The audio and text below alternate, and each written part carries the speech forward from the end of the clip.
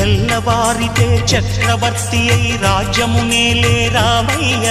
తండ్రి మాటకై పదవిని బదలి అడవులకేగెనయా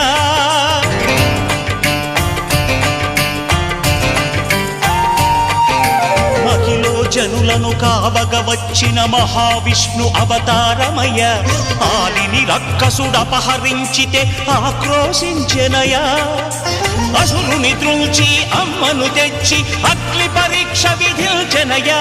సాగలి నిందకు సత్యము చాటగ కులసతినే విడనాడెనయ నా రాముని కష్టం లోకంలో ఎవరూ పడలేదయ్యా